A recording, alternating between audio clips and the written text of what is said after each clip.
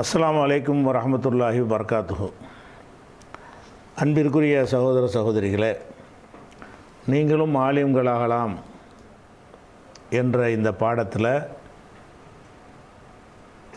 இடைச்சொற்களை பற்றி பார்த்து வருகிறோம். குறிப்பாக பெயர் சொற்களுக்கு ஜர்ரு செய்யக்கூடிய 19 இடைச்சொற்களை பற்றி பார்த்து வருகிறோம். அதில் நம்ம இறுதியாக பார்த்து கொண்டிருப்பது, அதாவது பேயையும் லாமையும் பார்த்துவிட்டு மூன்றாவதாக இந்த மின் என்ற இடைச்சொல்லை பற்றி பார்த்து வருகிறோம். அதில் மின் என்பதற்குரிய சில 3-4 அர்த்தங்களை உங்களுக்கு சொல்லியிருக்கிட்டு இப்போ இறுதியாக என்ன செய்யணும், 5வது அர்த்தத்தை பார்த்துக்கிட்டு இருக்கிறோம். அதில் என்னென்னு கேட்டால், எதிர்மறையாக பயன்படுத்தப்படும் பொழுது இந்த மின் என்பதை போட்டார்கள் என்று சொன்னால் அதுக்கு அர்த்தம் வராது. மாலக்க மின் வழியின், உனக்கு எந்த பொறுப்பாளரும் இல்லை என்பதுக்கு வழியுன் என்று தான் அதுக்கு அர்த்தம். இது தான் நம்ம இறுதியாக நேற்றைய தினம் பார்த்தது. இதில் ஒரு கூடுதல் விவரம் ஒன்று இருக்கிறது. என்ன விவரம்னு கேட்டால், இந்த எதிர்மறையாக பயன்படுத்தும் பொழுது பெயர் சொற்களில் 2 வகையான பெயர் சொற்கள் இருக்கிறது. ஒன்று நக்கீரத்துன், நக்கிரா என்று சொல்வார்கள். இன்னொன்று மாரிஃபத்துன், மாரிஃபா என்று சொல்வார்கள். நக்கிரா மாரிஃபா என்று சொன்னால் ஒரு குறிப்பிட்ட ஒரு நபரை, பொருளை குறிக்கக்கூடிய பெயர் சொற்களை மாரிஃபான்னா தெரிஞ்சதுன்னு அர்த்தம், தெரிந்ததுன்னு சொல்வார்கள். நக்கிரா என்று சொன்னால் பொதுவான பெயர்கள் இருக்கும்ல, அதுகளை நக்கிரான்னு சொல்லுவாங்க. இப்போ உதாரணமாக பொறுப்பாளன் என்பது ஒரு யாருக்கு உள்ள பேர், அது யாருக்கும் உள்ளது இல்லை. எனக்கும் சொல்லலாம், உங்களுக்கும் சொல்லலாம், எவருக்கு வேணாலும் சொல்லலாம், பொதுவான சொல். அப்போ முகமதுன்ற ஒரு ஆளுக்கு பேர் இருக்குது, முகமதுங்கிறோம். அது யார்? அந்த முகமதுங்கிற பேர் உள்ள ஒரு ஆள். அந்த மாதிரி யாரை பற்றி பேசுகிறோமோ அவரை தான் குறிக்கும்.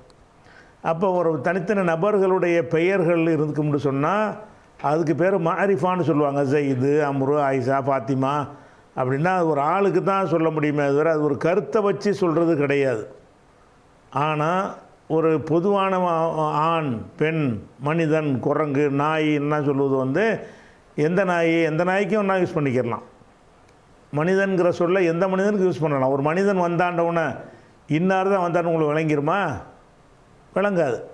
இஸ்மாயில் வந்தார்னு சொன்னால் உங்களுக்கு விளங்கிடும். 100 இஸ்மாயில் இருந்தால் கூட உங்கள்கிட்ட பேசுகிறது எந்த இஸ்மாயிலுங்கிறது உங்களுக்கு அந்த பேசுகிறவருக்கு தெரியும்ல, அதை வச்சு விளங்கிடும்.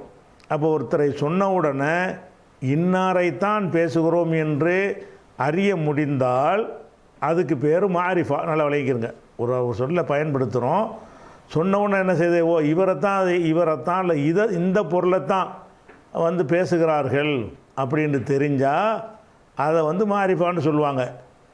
இன்ன பொருள்னு குறிப்பிட்டு இல்லை, ஏதோ ஒன்று நம்ம ஒரு ஆளை பற்றி சொல்கிறாங்க என்று விளங்கினீர்களே, ஆனால் அதுக்கு பேர் என்னது? நக்கிரா. இப்போ யானையை பார்த்தேன்னு சொல்கிறீங்க. இது என்னது யானை? எந்த யானை? ஏதோ ஒரு யானை ஏதோ ஒரு யானையை பார்த்துருப்பான், அது பிரச்சனை இல்லை. குறிப்பிட்ட ஒரு யானைன்னு கிடையாது. அல்லது ஒரு யானைக்கு ஒரு கோயில் யானை, தர்கா யானை அல்லது வளர்க்குற யானைக்கு ஒரு பேரை வச்சுருக்குறாங்க. அந்த பகுதியில் அது பிரசித்தமாக இருக்குது. அப்போ அந்த மீனாட்சி யானையை பார்த்தேன் அப்படின்னு சொன்னால் இது பர்டிகுலர் யானையை தான் குறிக்குது. இது மாரிஃபாவாக போயிடும்.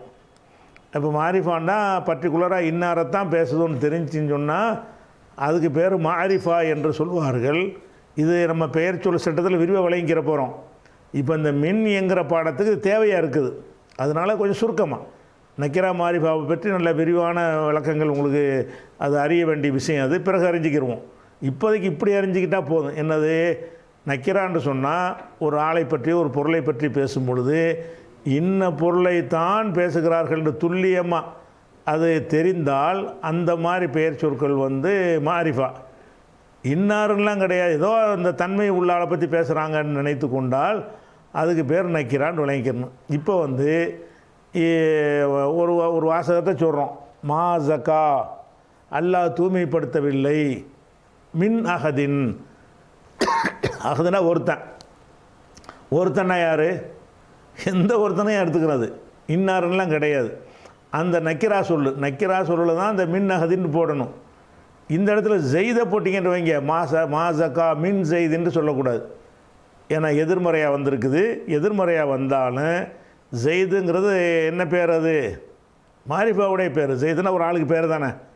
ஜெய்துன்னு 100 பேர் இருப்பாங்க. அந்த வகையில் பார்த்தா அது நக்கிற மாதிரி தெரியும். ஆனால் நான் பேசுகிறேன், நீங்கள் கேட்குறீங்கன்னா நம்ம எந்த செய்தியை பற்றி பேசுவோம்? எனக்கும் உங்களுக்கும் தெரிஞ்ச ஒரு செய்தியை பற்றி பேசுவோம். செய்தி வந்தானோ அவன் வந்துட்டாரா அப்படின்னு கேட்பீங்கல்ல. உலகத்தில் உள்ள செய்தெல்லாமா நீங்கள் விளங்குறத வச்சு பார்த்தால் அது யார்? செய்துங்கிறது என்னது? ஒருத்தனை தான் குறிக்கும். அந்த செய்துங்கிற பேரில் 100 லட்சம் பேர் இருந்தாலும் சரி தான், கேட்குறவன் பேசுகிறவன்கிற அந்த வட்டத்துக்குள்ளே கண்டிப்பாக பேசும் பொழுது இவர் இந்த செய்தை தான் சொல்லுகிறாரு, அவர் அதை சொல்கிறாருன்னு விளங்கிக்கிறீங்க. அப்போ இந்த ஜெய்து என்ற சொல் மாரிஃபாவாக இருக்கும் பொழுது மாசக்கா மின் செய்தின் அப்படி சொல்லக்கூடாது. மாசக்கா செய்தன், ஜெய்தை தூய்மைப்படுத்தவில்லை அப்படின்னு சொல்லணும். ஏன்? அது மாரிஃபாவாக இருக்குது. நக்கிராவில் வரும் பொழுது தான் இந்த மின்னு வரும். நல்லா விளங்கிக்கிறணும். நக்கிராவான பெயர் சொற்களில் அந்த மின்னு வரும் பொழுது தான் அந்த மின்னுக்கு அர்த்தம் இல்லாமல் வரும் என்பதை விளங்கிக்கிறன்னு. இந்த விஷயங்கள் திருப்பி ஒரு பெயர் சொல் பாடத்திலையும் விரிவாக வரும். இது விளங்கிக்கிறணும். அடுத்ததாக இந்த எதிர்மறையாக சொல்கிறது மாதிரியே கேள்விக்குறி இருக்குது. கேள்விக்குறியாக ஒன்றை பயன்படுத்துகிறோன்னு வைங்க. ஒரு ஆளை பற்றி ஒரு பொருளை பற்றி கேள்வி எழுப்புகிறோம். அப்படி கேள்வி எழுப்பும் பொழுது அதில் போய் முன்ன சேர்த்தாங்கன்னு வைங்க. அப்போ என்ன அர்த்தமாயிரும்னு கேட்டால் அது ஜாயிது அர்த்தம் இல்லாமல் போயிடும். உதாரணமாக இந்த 9:127 வசனத்தை பாருங்கள். அதில் என்ன வருதுன்னு கேட்டால் இதிலேருந்து பார்த்தா போதும். ஹல் யராக்கும், ஹல்ங்கிறது கொஸ்டினுக்கு உள்ளது. ரானா பார்த்தான், யராண்டா பார்ப்பான். ஹல் யரா பார்ப்பான், பார்க்கிறான். ஹல் யரானா பார்க்கிறார்களா, கும் உங்களை. இந்த பார்க்கிறார்களான்னு இந்த ஆண்டு நீட்டுறோம்ல, அது இந்த ஹல்லுடைய அர்த்தம், கேள்விக்குறியுடைய அர்த்தம். அப்போ ஹல் யராக்கும் உங்களை பார்க்கிறார்களா, மின் அகதின் யாராவது ஒருவன் பார்க்கிறானா, எந்த ஒருவனாவது பார்க்கிறானா. அப்போ அகது என்றால் ஒருவன். ஒருவன் என்றால் எந்த ஒருவன்? எந்த ஒருவனுக்கு வேணாலும் சொல்லலாம், அது இன்னார்னு கிடையாது. அப்படிப்பட்ட நக்கிராவாக இருக்கிற காரணத்தினால அதில் மின் சேர்ப்பாங்க, அதுக்கு அர்த்தம் இருக்காது. இதே நேரத்தில் இந்த மின் அகதிங்கிற இடத்துக்கு பதிலாக ஒரு பக்ரு இருந்துக்கிட்டான்னு வைங்க. பக்ரு உங்களை பார்த்தானான்னு கேட்குறா இருந்தால் ஹல் யராக்கும் மின் பக்ருன்னு கேட்கக்கூடாது. ஹல் யராக்கும் பக்ருன், பக்ரு உங்களை பார்த்தானான்னு கேட்கணும். அந்த இடத்துல மின் சேர்க்கக்கூடாது. அது மின் இல்லாமல் சொல்லணும். எந்த இடத்துல சேர்க்கணும்? ஒருவன், மனிதன், அது மாதிரி ஆண், பெண் இப்படின்னு ஒரு பொதுவான கருத்தை சொல்லக்கூடிய பெயர் சொற்களாக இருந்தால் அதில் மின் என்பதை சேர்த்தால், எதிர்மறையில் சேர்க்கும் பொழுதும் மின்னு அர்த்தமற்றதாக வரும். கேள்விக்குறியில் சேர்க்கும் பொழுதும் இப்படி ஆகும். அதுக்கு உதாரணம் இந்த ஹல் யராக்கும் உங்களை காண்கிறார்களா, மின் அகதின் யாராவதிலிருந்துன்னு அர்த்தம் செய்ய மாட்டோம். யாராவது உங்களை பார்க்கிறார்களா. அப்போ இந்த மின் அர்த்தம் இல்லாமல் வந்திருக்கு, கேள்விக்குறியில் வந்திருக்கு. அதே மாதிரி 1998 எடுத்துக்கிட்டிங்கன்னா இங்கே போகிற ஹல் துஹிசு நீ உணர்கிறாயா, மின்ஹும் அவர்களில், மின் அகதின் யாரையும். மின் அகதின்னா யாரையும் அர்த்தம். மின் வந்திருக்கு, மின்னுக்கு அர்த்தமே செய்யலை. ஹல் துஹிசு மின்ஹும் அகதன் என்று சொன்னால் என்ன அர்த்தமோ அதே அர்த்தம்தான் ஹல் துஹிசு மின்ஹும் மின் அகதின் என்று சொன்னாலும் வரும். அப்போ மின் ஒரு ஜியாதத்தாக ஜாயிதாக வந்திருக்கிறது. அதே மாதிரி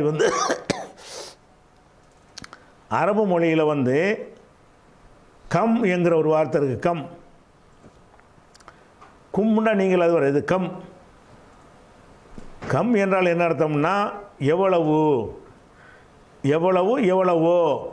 அப்படிங்கிற ஒரு அர்த்தம் வரும்.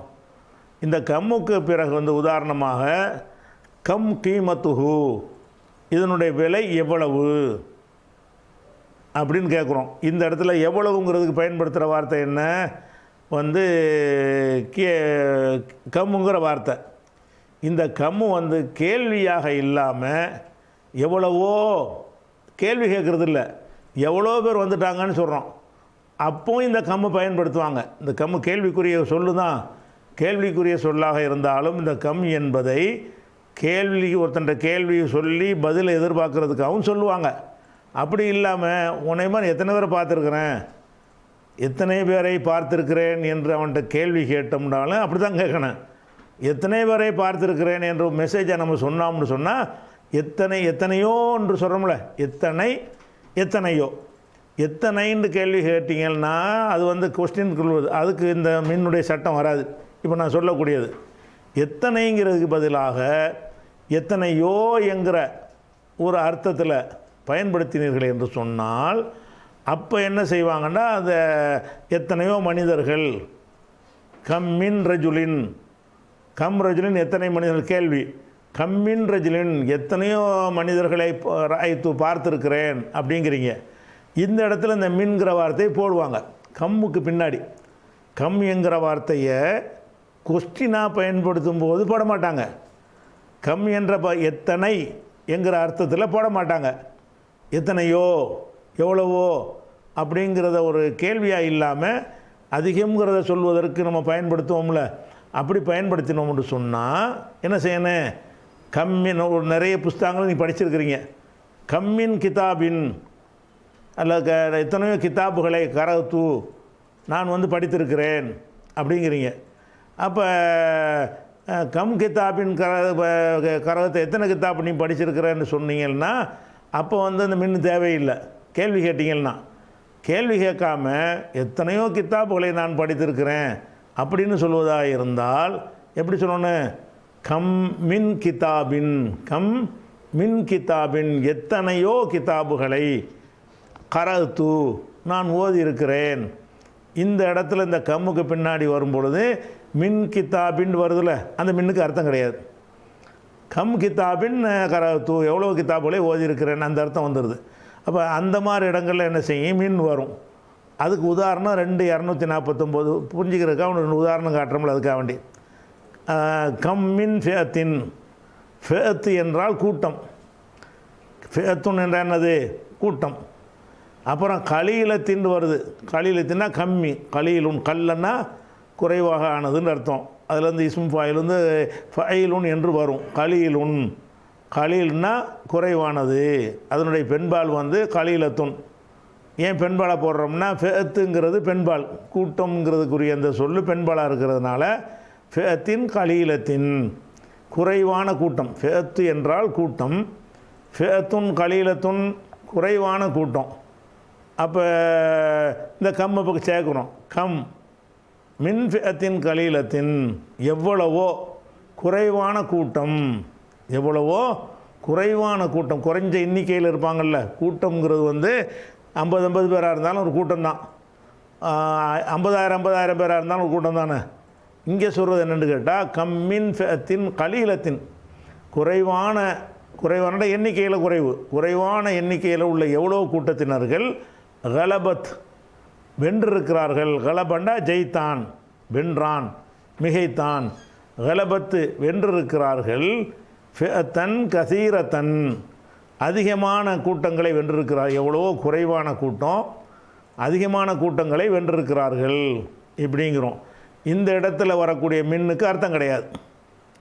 எந்த இடம் இது நல்லா விளங்கிக்கிறேன்னு, கம் என்ற சொல்லை கேள்விக்கு பயன்படுத்தாமல், அது எத்தனை என்கிறதுக்கு பயன்படுத்தாமல் அதிகத்தை காட்டுவதற்காகண்டா எத்தனையோ, எத்தனை என்று சொன்னால் கேள்வி கேட்குறீங்கன்னு அர்த்தம், எத்தனையோ பேரை பார்த்துருக்காண்டா ரொம்ப பேர்னு அர்த்தம். அப்போ அதிகத்தை காட்டுவதற்காக நீங்கள் கம் என்பதை யூஸ் பண்ணும் பொழுது அது எதை அதிகம்னு நீங்கள் நினைக்கிறீங்களோ அதில் இந்த மின்னை சேர்த்துக்கிருவீங்க, வழங்குதா. அப்போ உதாரணம் நிறைய எத்தனை வீடுகளில் நீங்கள் குடியிருந்துருக்கிறீங்க, அப்போ கம்மின் தியாரின் எவ்வளோ வீடுகளில் சக்கன் தூ நான் குடியிருந்திருக்கிறேன் அப்படிங்கிறீங்க. அப்போ கம்மின் தியாரின்கிறீங்க. இந்த மின் வந்ததுனால நினைஞ்சது கம்மின் தாரின் ஒருமையாக்கப்பட்டால் கூட போதும். எத்தனை வீடுகளில் சக்கன் தூ நான் குடியிருந்திருக்கிறேன் அப்படின்னு சொன்னீங்கன்னா இந்த மின்னுக்கு அர்த்தம் கிடையாது. ஏன், இந்த கம்மு என்பது அதிகத்தை காட்டுவதற்கு வரக்கூடிய கம்மும் கேள்விக்கு உரிய கம்மு இல்லை. அதுக்கு ஒரு உதாரணம் இந்த உதாரணம். அதே மாதிரி இதே அவ்வளோதான், இந்த அர்த்தம் முடிஞ்சிருச்சு. அடுத்ததாக இந்த மின் என்பது எதுக்கு வரும்னு கேட்டால், ஒரு காரணத்தை சொல்வதற்கு நம்ம பே வரும்னு படித்தோம், லாமு வரும்னு படித்தோம். லாமு தான் எதுக்கு வரும்? அதிகமாக வரும். அதாவது இதனால் இது நடந்தது, இதனால் அவன் அடி வாங்கினான், இதனால் அவன் நரகத்துக்கு போனான், இதனால் வழிகட்டான் அப்படின்னு ஒரு காரணம் சொல்கிறோம்ல, அந்த காரணத்தை லானல்லாஹு அல்லாஹ் சபித்து விட்டான் பி குஃப்ரிஹிம், அவங்களுடைய குஃப்ரின் காரணமாக பே வந்திருக்கு. அதே மாதிரி இந்த பே வர்ற மாதிரி என்ன செய்யும்? லாமும் வரும்னு நம்ம பார்த்துருக்குறோம். அது மாதிரி குறைவாக மின்கிறது ஒரு காரணத்துக்கு வரும். மின் போடுறது மின்ன போடுவாங்க, அர்த்தம் வந்து லாமுடைய அர்த்தம் லீ, இதற்காக, இதனால் அப்படிங்கிற அர்த்தத்துக்கு மின் வரும். மின்னுக்கு பயன்பாடு கொஞ்சம் அதிகமாக இருக்கிறது பி மாதிரி. அதுக்கு உதாரணம் நிறைய குரானில் இருக்குது. உதாரணமாக இன்ன மின்ஹா 2வது சூறாவில் 74 வசனத்தை பாருங்கள். இன்ன மின்ஹா, மின்ஹாண்டா பாறைகள், மலைகளை பற்றி பேசப்படுது. மலைகளில் பல வகை இருக்கிறது. மலைகள் வந்து அதிலேருந்து நீர் ஊற்று வரக்கூடிய மலைகள் இருக்கிறது, பல மலைகள் இருக்குதுன்னு சொல்லும் பொழுது இன்ன மின்ஹா, ஹாங்கிறது இந்த முன்னாடி வந்த மலைகளை குறிக்கிறது.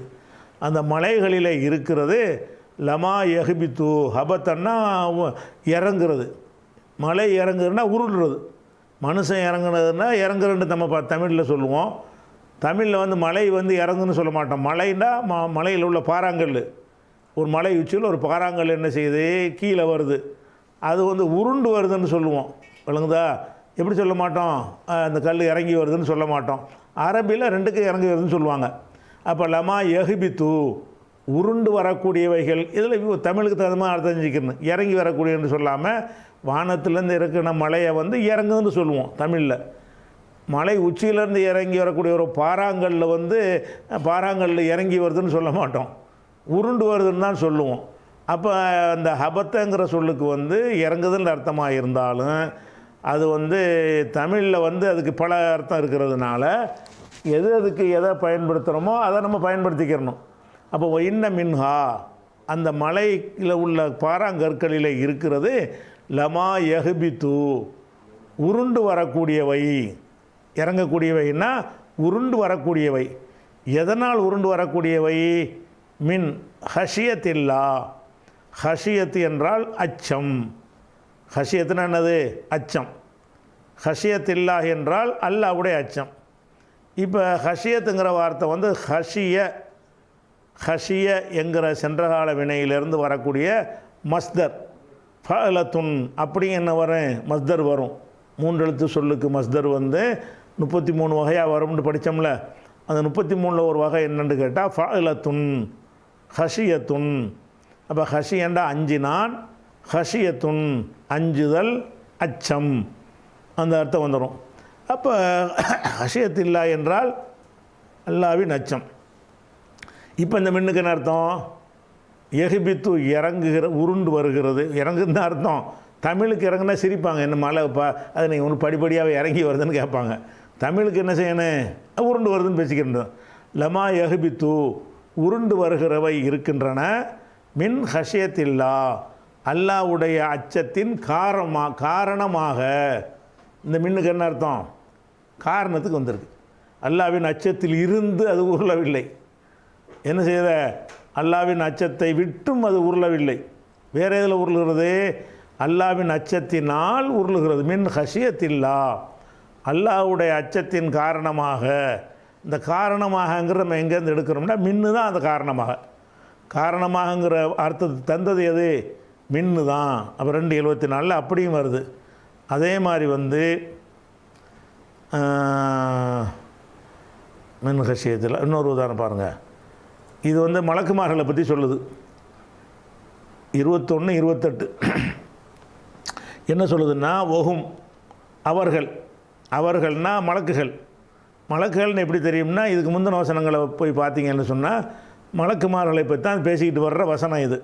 அப்போ ஒஹும் அவர்கள், மின் ஹஷியத்திஹி அவனது அச்சத்தினால், ஹி வந்து அவன்கிறது அல்லாஹ், மின் ஹஷியத்திஹி அவனது அச்சத்தினால், முஷ்பிகூன் அஷ்ஃபகனால் 5 நாள் தான் அர்த்தம்.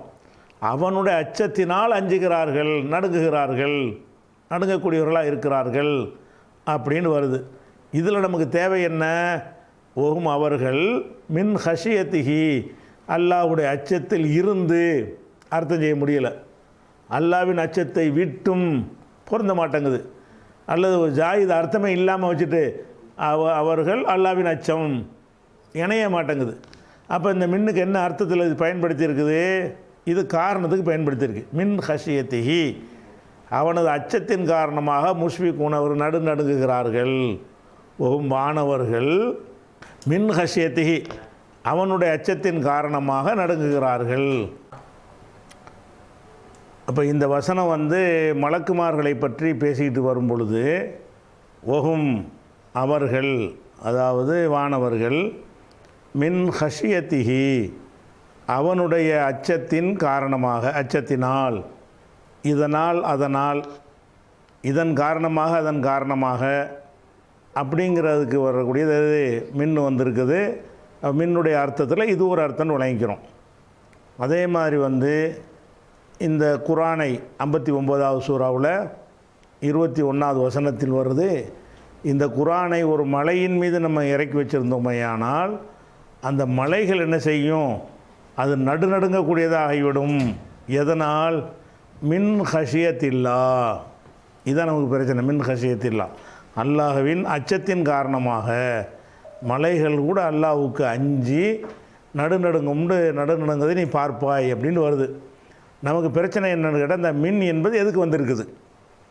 அல்லாஹ்வின் அச்சத்தில் இருந்து நடுங்குமா, அல்லாஹ்வின் அச்சத்தை விட்டு நடுங்குமா, அல்லது அல்லாஹ்வின் அச்சத்திற்காக நடுங்குதா?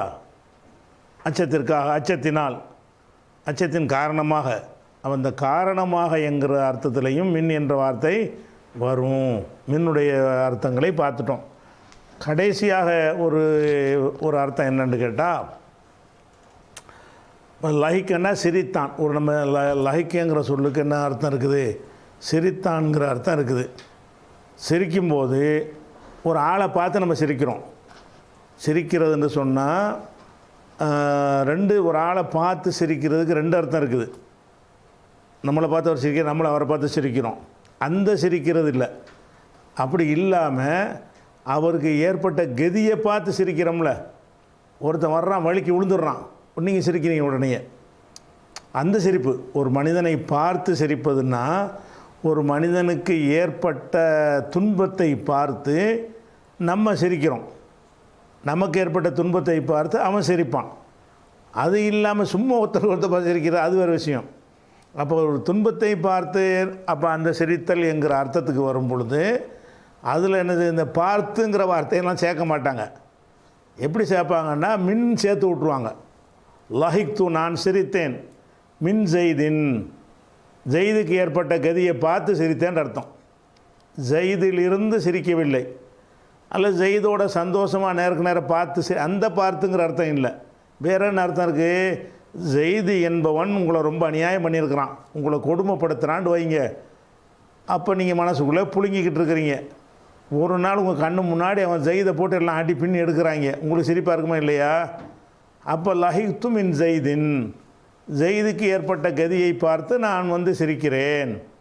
அப்போ இந்த மின்னுக்கு என்ன அர்த்தம்னு கேட்டால், இந்த லஹிக்கவில் தான் இது வரும்.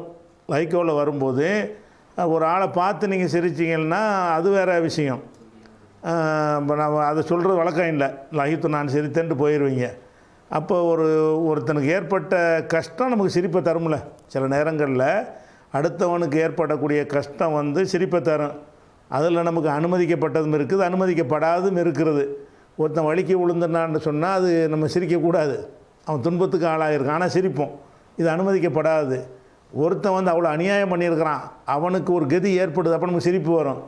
இது அனுமதிக்கப்பட்ட சிரிப்பு. அவனுக்கு வேணும் தானே? அது மாதிரி அவனுக்கு வேணுந்தாங்கிற மாதிரியான ஒரு துன்பம் நடக்கும்போது உள்ளதுக்கு அனுமதி இருக்குது. அனுமதி இருந்தாலும் அனுமதி இல்லாட்டாலும் இதை பயன்படுத்துறது ரெண்டுக்கும் பயன்படுத்தலாம். அனுமதி இல்லாட்டால் கூட ஒரு பயன்படுத்த ஒருத்தர் நினச்சான்னு சொன்னால் அது மொழி அடிப்படையில் அவன் பயன்படுத்தலான்னா, மார்க் அடிப்படையில் இல்லை, மொழி அடிப்படையில் ஒருத்தனுக்கு ஏற்பட்ட கஷ்டத்தை பார்த்து அவனுக்கு ஏற்பட்ட துன்பத்தை பார்த்து சிரிக்கலாமா என்று கேட்டால் அது மார்க் அடிப்படையில் உள்ளது கூடாதுன்றுவோம். ஆனால் அந்த வார்த்தையை அப்படி பயன்படுத்தலாமான்னா பயன்படுத்தலாம். அதுக்கு உதாரணம் சொல்லுவதாக இருந்தால் 83வது சூறாவில் 34வது வசனத்தை பாருங்கள். அதில் என்ன இருக்குன்னு கேட்டால், ஃபல் யௌம, இன்றைய தினம். பொல் யௌமன்னா இன்றைய தினம். அந்த வசனத்தை கொஞ்சம் பாட்டுங்களேன். அதில் அந்த வசனத்தில் என்ன வருதுன்னா, ஃபல் யௌம, இன்றைய தினம், அல்லதீன ஆமனு, நம்பிக்கை கொண்டவர்கள், எல்ஹகூன, இந்த மினல் குஃபாரை பிறகு வச்சுக்கிடுவோம், மாற்றி போட்டுக்கிடுவோம். எல்ஹகூன, மூமின்கள் சிரிப்பார்கள், மினல் குஃபாரி, காபிர்களை பார்த்து சிரிப்பார்கள்.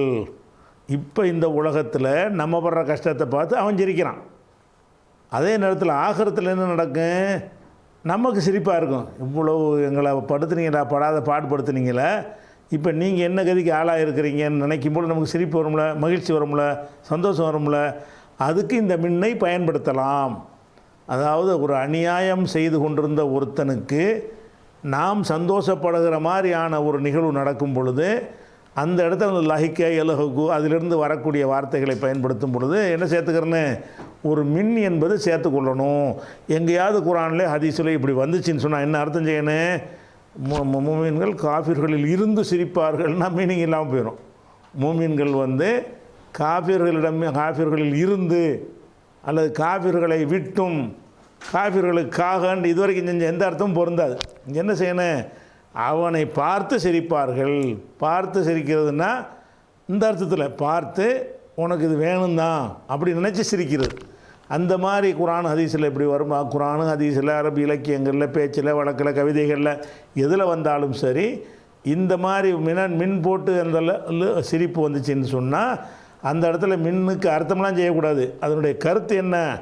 இவனுக்கு ஏற்பட்ட கதியை பார்த்து உணவு வச்சுக்கிறதுல எல்ஹகூன, சிரிப்பார்கள், மினல் குஃபாரி, குஃபார்களுக்கு ஏற்பட்ட கதியை பார்த்து சிரிப்பார்கள். இவனும் அடங்கியிருக்கு அந்த மின்னுக்குள்ளே. குஃபார்களுக்காக சிரிப்பார்கள்னாலும் பொருந்த மாட்டேங்குது. அப்படி இருக்குன்னு இன்றைய தினம் மூமின்கள் வந்து எல்ஹகூன, சிரிக்கிறார்கள், மினல் குஃபாரி, காபிர்களை பார்த்து சிரிக்கிறார்கள். அப்படின்னா கூட விளங்காது. நீ நினச்சிங்கன்னா கொஞ்சம் விழாவாரியாக கூட சொல்லிக்கிறங்க. காபிர்களுக்கு ஏற்பட்ட கெட்ட கதியை பார்த்து அவங்க சிரிக்கிறாங்க அப்படின்னு சொல்லி கூறலாம். இது வந்து எது மின்னுடைய அர்த்தம் என்னென்ன பார்த்துருக்குறோம்? பி என்ற அர்த்தத்தை நம்ம பார்த்துட்டோம். அதுக்கப்புறம் வந்து லாமுடைய அர்த்தத்தை பார்த்துட்டோம். அதுக்கடுத்து நெஞ்சிடும் மின்கிற ஒரு அர்த்தத்தை பார்த்துட்டோம். இந்த மின் என்பது மின் என்று தான் எல்லா இடத்துலையுமே இருக்கும். மீறி எதில் வந்தாலும் சரி, மின்ஹுமா அதில் ஒன்றும் மாறாது. ஒரே ஒரு மாற்றம் என்ன வரும்னு கேட்டால், அந்த சுக்கூன் இருக்கிற காரணத்தினால அதுக்கு அடுத்த எழுத்துக்கும் சுக்கூன் இருக்கும் என்று சொன்னால் மின் என்பது மின என்று வரும். அதை முன்னாடி உங்களுக்கு சொல்லிட்டோம். மினல்லதீன ஆமனும், இப்போ கூட இதில் கூட மினல் குஃபாரின்னு வருதில்லை. இப்போ பேசிக்கிட்டு இருக்கிற வசனத்தில் கூட மின் அல் குஃபாரி, மினல் குஃபாரி இப்படி வரும். இது வந்து நம்ம 19 எழுத்தில் வந்து 3 எழுத்துக்களை பார்த்து முடிச்சிட்டோம். அடுத்ததாக 4வது எழுத்து, 4வது இடைச்சொல் என்னென்னு கேட்டால் இலான்னு சொன்னால் அதை வந்து இப்படி தான் எழுதணும். இலான்றது அலிஃபு லாமும் அலிஃபு போடக்கூடாது. எப்படி எழுதணும்?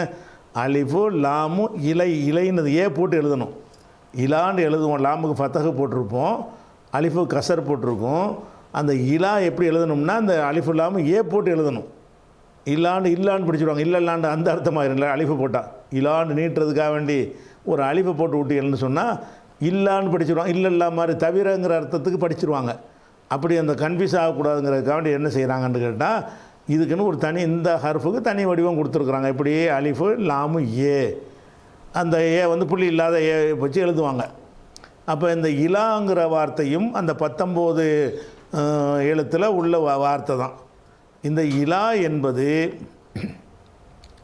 என்ன செய்யும்னு கேட்டால் ஜர்ரு செய்கிறது. இலல் மஸ்ஜிதி, இல சமாயி, இலல் பலதி அப்படின்னு என்ன செய்யும்? இலா வந்து ஜர்ரு செஞ்சிடும். அந்த இலாவுக்கு என்ன அர்த்தம்னு கேட்டால், இந்த மின்கிறதுக்கு ஒரு அர்த்தம் பார்த்தோம்ல. முதல் அர்த்தம் என்ன அர்த்தம்? மின் என்றால் இங்கிருந்து அங்கிருந்துன்னு ஒரு அர்த்தம் பார்த்தோம்ல, ஃப்ரம் அந்த அர்த்தம்.